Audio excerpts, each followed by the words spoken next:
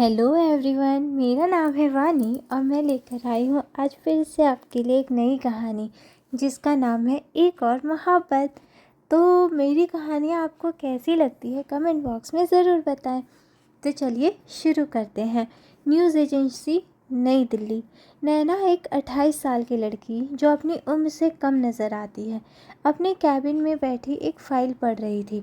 तभी उसकी नज़र एक तस्वीर पर जाती है। वो उस तस्वीर पर हाथ फेर मुस्कुरा देती है। तभी एक उसी की हम उम्र लड़की आती है और लंबी सांस लेते हुए कहती है, नैना, दक्ष सूर्यवंशी आ गए हैं, इंटरव्यू शुरू करना है। नैना अपने चेहरे पर सीरियस इमोशन लाते हुए कहती है, लेकिन अभी तो टाइम है सृष्टि, फिर इतनी जल्दी कैसे? नैना की बात सुन सृष्टि आश्चर्य से कहती, ये बात तो मैं भी नहीं समझ पा रही हूँ। द ग्रेट बिजनेसमैन और इंडिया का मोस्ट एलिजिबल बैचलर जो कहीं भी समय से नहीं जाता है, वो टाइम से यहाँ आ गया। नैना उठते हुए कहती है, वो दक्ष सूर्यवंशी है, कुछ भी कर सकता है। उसकी बात सुन सृष्टि मुस्कुरा देती है। Interview area. नैना जैसे ही आती है, नेवी ब्लू सूट में बैठा वो शख्स जिसे शायद भगवान ने फुर्सत से बनाया हो, वो उठकर खड़ा हो जाता है। उसके उठते ही सबके मुंह खुले के खुले रह जाते हैं। जो इंसान किसी के लिए खड़ा नहीं होता था, वो नॉर्मल से रिपोर्टर के लिए खड़ा हो रहा था। नैना उसके सामने आकर मुस्कुराते हुए हाथ आगे कर देती है।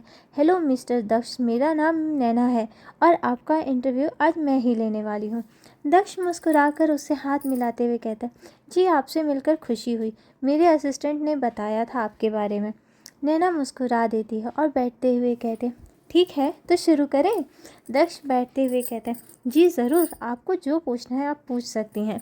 दक्ष की बात सुन नैना मुस्कुरा देती है, लेकिन दक्ष की आंखों में आज कुछ तो था जो सारे मीडिया हाउस को दिख रहा था। नैना अपना माइक ऑन करती है और पहला सवाल करती है, आपके बिजनेस और काम के बारे में तो सब जानते हैं, मैं आपसे कुछ पर्सनल लाइफ के बारे में जानना चाहूँगी। उसकी बात सुन दक्ष उसकी आंखों में देखते हुए कहता है, मैं खुद चाहता हूँ आप मुझसे पर्सनल सवाल करें। दक्ष का जवाब सुन नैना खुद से ही कहती है, ये बड़े लोग भी कितने अजीब होते हैं। फिर खुद को संभालते हुए कहती है, सवाल करती है, सुना है लोग आपको गे कहते हैं, क्योंकि आपकी कभी कोई लव लाइफ नहीं रही है। वो कुछ देर खामोश रहता है, फिर कहता है, मेरी ज़िंदगी सिर्फ उतनी नहीं है जितनी मीडिया दिखाती है। अच्छा ये सब छोड़िए मिस नैना जानना चाहती हैं तो चलिए आज मैं आपको एक कहानी सुनाता हूँ। कहानी दक्ष सूर्यवंशी और उसकी मोहब्बत निम्मी की कहानी। उसकी बात सुन नैना हंसते हुए कहते, आप जानते हैं मिस्टर दक्ष, आपकी ये कहानी कितनी लड़कियों के दिल तोड़ देगी। हाय, मुझे तो उसके बारे में सोचकर भी बुरा लगता है। नैना की नौटंकी देख दक्ष मुस्कुरा देता है, फिर अपनी नज़रें झुकाते हुए कहना शुरू कर देता है, ये उन दिनों की बात है जब ये दक्ष सूर्यवंशी स्कूल में था और एक गोल मटोल लड़का हुआ करता था, इतना मोटा जिसे लोग क्यूट कह सकते थे, लेकिन कोई दोस्ती नहीं करता था।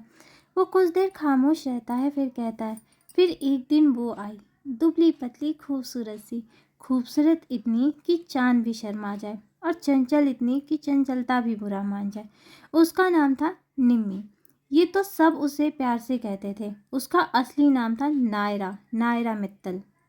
ये नाम सुनते ही नैना स्तब्ध हो जाती है। वो अचानक खड़ी हो जाती है, उसकी आंखें नम थी। उसे ऐसे देख दक्ष खड़े होते हुए कहता है, क्या हुआ मिस नैना, आप खड़ी क्यों हो गई? नैना वहाँ से जाते हुए कहते, आपका इंटरव्यू कोई और ले करेगा मिस्टर दक्ष, मेरी तबीयत ठीक नहीं है।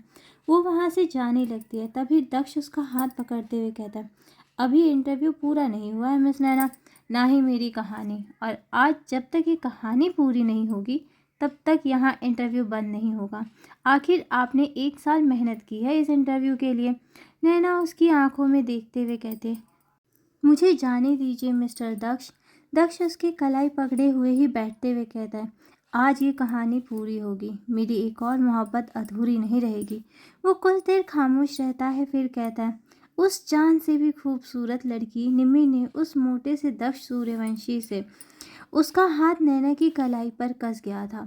वो आंखों में देखते हुए कहता है, जिसका कोई दोस्त नहीं था, उसकी वो एक अकेली दोस्त थी। वक्त बीतता गया, लेकिन ना मैं बदला, ना मेरा शरीर, और ना ही उसकी वो दोस्ती। लेकिन उसकी वो एक तरफा दोस्ती कब मेरे दो तरफा प्यार में बदल गई, मैं समझा ही नहीं। एक दिन मैंने इजहार भी किया, लेकिन प्यार का नहीं, खुद को उसके लायक बनाने का। और जो कभी मेरी सिर्फ पढ़ने और होमवर्क करने में मदद करती थी, वो मेरी फिजिकल ट्रेनर बन गई। दक्ष आगे कहता है, मैंने सब छोड़ खुद को उसके काबिल बनाने की कोशिश शुरू कर दी। वो मुस्कुरा देता है, फिर कहता है, 1 साल की मेहनत ने मुझे उस मोटे दक्ष से दक्ष सूर्यवंशी बना दिया, जो अपनी निम्मी के लायक था। लेकिन शायद मैंने बहुत देर कर दी थी। जब मैं उसके घर गया तो उसकी शादी हो चुकी थी।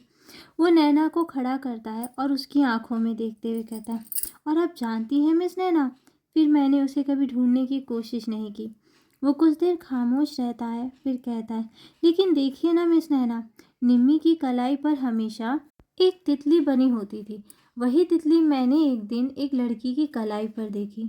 वो नैना की कलाई पर जोर लगाते हुए कहता है, और तुम जानती हो वो लड़की कोई और नहीं, मिस नैना ही थी। और एक बात जानती हो ना, ना ही सूरत ना ही उसकी सीरत दोनों ही निम्मी से नहीं मिलती। वो लगातार नैना की आंखों में देख रहा था। नैना से अब अपने आंसू नहीं रोके जा रहे थे। वो सोफे पर बैठ जाती है, उसकी आंखों से आंसू की धार बह जाती है, लेकिन होंठ अब भी खामोश थे। लेकिन आज शायद दक्ष चुप नहीं रहना चाहता था। वो आगे कहता है, मेरी मासूम मोहब्बत, जिसे मैं निम्मी कहता था, जिसकी मैं उसकी दुनिया था, उसने कभी दुख अकेले सहना सही समझा, लेकिन एक बार भी मुझसे आकर कुछ कहने की कोशिश नहीं की। नैना झटके से खड़ी होती है और उसका कॉलर पकड़ते हुए कहती है, क्या कहती मैं तुमसे दक्ष, क्या कहती कि जिस चेहरे को तुम चांद से भी खूबसूरत कहते थे, वो बदसूरत हो गया था। मेरा चेहरा ही मेरा दुश्मन बन गया था।